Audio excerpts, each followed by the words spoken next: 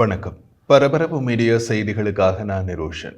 சிரியாவில் அல் அசாத் ஆட்சி கவிழ்ந்தவுடன் சிரியாவிலிருந்து ஈரானியர் ராணுவம் மற்றும் ஹெஸ்பொல்லா உட்பட ஈரானிய ஆதரவு இயக்கங்கள் அவசரமாக வெளியேறின என்றே பெரிதும் நம்பப்பட்டது. ஆனால் சில ஈரானிய ராணுவ தளங்கள் தொடர்ந்தும் சிரியாவுக்குள் இயங்கின என்பது இப்போது தெரிய வந்துள்ளது. காரணம், ஈரானிய தளங்கள் இருந்த ஒரு பகுதியில் நடந்த தாக்குதலின் பின் அந்த தளத்தில் இருந்த ஈரானிய ராணுவமும் அவர்களுடன் இருந்த ஆதரவு இயக்கங்களும் இப்போதுதான் தப்பியோடியுள்ளன. சிரியாவின் புதிய அரசு அந்த ஈரானிய தளங்களை பார்வையிட சர்வதேச ஊடகங்களை அனுமதித்துள்ளது. ஈரான் பற்றிய ஒரு மோசமான பிம்பத்தை சர்வதேச ஊடகங்கள் ஏற்படுத்தட்டும் என்ற நோக்கில் சிரியாவின் புதிய அரசு சர்வதேச ஊடகங்களை அங்கு அனுமதித்திருக்கலாம். ஒரு ஈரானிய ராணுவ தளத்தில் பங்க் படுக்கைகளில் கலைந்த படுக்கை விரிப்புகள், பாதி சமைக்கப்பட்ட உணவு, கைவிடப்பட்ட ராணுவ சீருடைகள் மற்றும் கைவிடப்பட்ட ஆயுதங்கள் ஆகியவை காணப்படுகின்றன. இவை ஒரு காலத்தில் ஈரானுக்கும் சிரியாவில் உள்ள அதனுடன் இணைந்த இயக்கங்களுக்கும் சொந்தமான இந்த தளத்திலிருந்து திடீரென தப்பியோடியதன் மிச்சங்கள். அந்த காட்சி ஈரானிய ராணுவத்தின் பீதியின் கதையை சொல்கிறது. அங்கு நிலை கொண்டிருந்த ஈரானிய படைகள் அங்கு சில கால அவகாச உத்தரவுடன் தப்பியோடின. ஈரானிய ராணுவத்தின் ஒரு தசாப்த கால இருப்பு வெறும் சில மணி நேரத்தில் முடிவுக்கு வந்ததை காட்டும் காட்சிகள் அவை. சிரியாவின் இட்லிப் மாகாணத்தில் கான்ஷெகுன் நகருக்கு அருகில் இருக்கின்றன ஈரானிய ராணுவ தளம் இருந்த பகுதி. இது IRGC மற்றும் ஈரானிய ஆதரவு இயக்கங்களின் முக்கிய மூலோபாய இடங்களில் ஒன்றாக இருந்தது. இந்த ஈரானிய ராணுவ தளம் பிரதான சாலையில் இருந்து விலகி இருந்தது. அதன் நுழைவாயிலில் அரிதாகவே தெரியும் விதத்தில் பாறைகளின் குவியல்களுக்கு பின்னால் மறைந்துள்ளது. ஒரு மலைக்குச்சியில் இருக்கும் ஒரு காவற் கோபுரம் இன்னமும் ஈரானிய கொடியுடன் வர்ணங்களில் வரையப்பட்டுள்ளது. இந்த ஈரானிய தளம் பாறை மலைகளுக்கு ஆழமாக கட்டப்பட்டுள்ளது. தளத்தில் பெயர் பலகை ஏதும் இல்லை. இருப்பினும் இந்த தளத்தில் ஈரானிய ராணுவம் கைவிட்டு சென்ற ஒரு ஆவணம் தளத்தின் பெயரை உறுதிப்படுத்துகிறது. தளத்தின் பெயர் தியாகி ஜஹீதி ராணுவ தளம். கடந்த ஆண்டு ஏப்ரல் 1 சிரியாவில் உள்ள ஈரானிய தூதரகத்தின் மீது இஸ்ரேலிய விமான தாக்குதலில் படுகொலை செய்யப்பட்ட IRGCயின் உயர்மட்ட தளபதி முகமது ரேசா ஜஹீதியின் பெயரால் ராணுவ தளம் பெயரிடப்பட்டது என்று எடுத்துக் கொள்ளலாம். சமீபத்தில் வாங்கப்பட்ட அரிசி, சமையல் எண்ணெய்க்கான பற்றுச்சீட்டுகள் அங்கு காணப்பட்டன. கடைசி நிமிடம் வரை தினசரி வாழ்க்கை அங்கு தொடர்ந்ததை அது விளக்குகிறது. ஆனால் இப்போது தளம் புதிய தரப்பினரின் கட்டுப்பாட்டில் உள்ளது.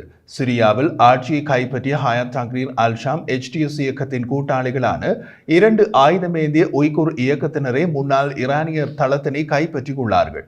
HTS இயக்கத்தின் தலைவர் இப்போது அஹ்மத் அல்-ஷாரா என்ற புதிய பெயரில் சிரியாவின் புதிய ஜனாதிபதியாகிவிட்டார். வெளிநாட்டு ஊடகவியலாளர்கள் அங்கு சென்றபோது ராணுவ வாகனத்தில் திடீரென்று வந்த உய்குர் இயக்கத்தினர் ஊடக அடையாள அட்டைகளை பரிசோதித்து பார்த்துவிட்டு ஈரானிய ராணுவ தளத்தை முழுமையாக பார்க்க அனுமதித்தனர். அவர்களில் ஒருவர் தனது தாய்மொழியான துருக்கி மொழியில் கூறிய போது, ஈரானியர்கள் இங்கு இருந்தனர், அவர்கள் அனைவரும் ஓடிவிட்டனர். நீங்கள் இங்கு எதை பார்த்தாலும் அவையெல்லாம் ஈரானிய ராணுவம் கைவிட்டு சென்ற பொருட்கள் தான். இந்த வெங்காயம் மற்றும் எஞ்சிய உணவுகள் கூட ஈரானிய ராணுவத்திற்கு சொந்தமானது. முற்றத்தில் புதிய வெங்காயம் நிரப்பப்பட்ட பெட்டிகள் காணப்படுகின்றன.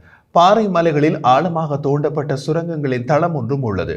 இதில் ஜன்னல்கள் இல்லாத அறைகளில் படுக்கைகள் உள்ளன. தாழ்வாரங்களில் ஒன்றின் கூரை ஈரானிய கொடியுடன் வர்ணங்களில் உள்ளது. பாறைகளில் குடையப்பட்ட ஒரு அலமாரியில் சில பாரசீக புத்தகங்கள் உள்ளன.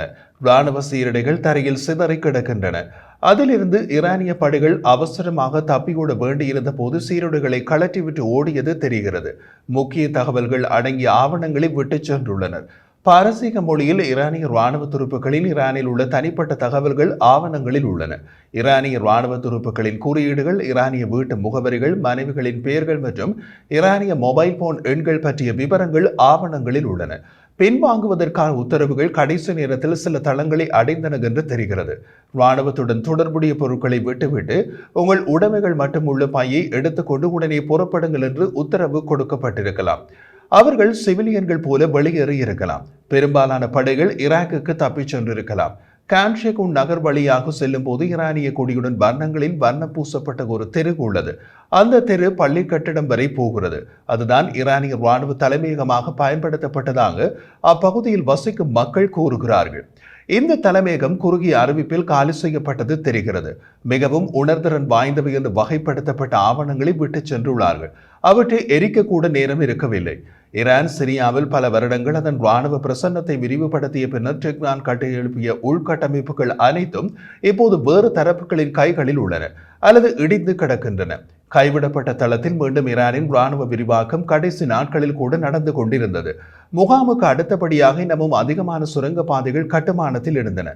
அது வெளிப்படையாக ஒரு கள மருத்துவமனையின் கட்டுமானம். சுவர்களில் சிமெண்ட் இன்னமும் ஈரமாக இருந்தது மற்றும் பெயிண்ட் புதியது.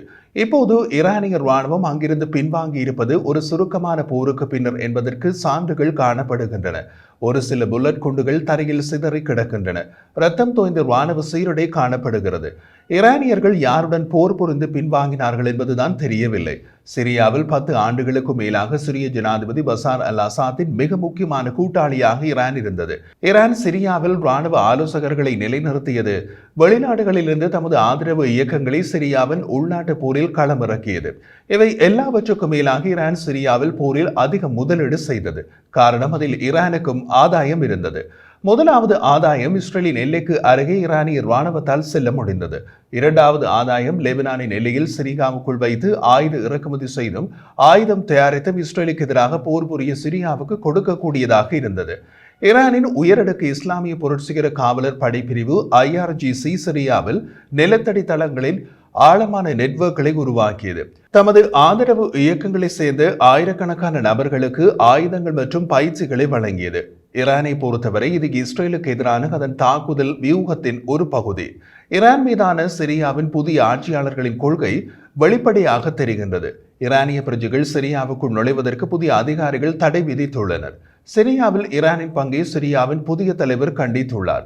அல் அசாத் ஆட்சி கவிழ்ந்ததை அடுத்து ஆத்திரமடைந்த எதிர்ப்பாளர்களால் தாக்கப்பட்ட ஈரானின் தூதரகம் மூடப்பட்டுள்ளது. சிரியாவின் புதிய தலைவர் ஷாரா அவரது முதல் நேர்காணலில் அல் அசாத்தின் தோல்வியை ஈரானிய திட்டத்தின் முடிவு என்று விவரித்தார். இப்போதைக்கு சிரியாவில் ஈரானுக்கு வரவேற்பு இல்லை.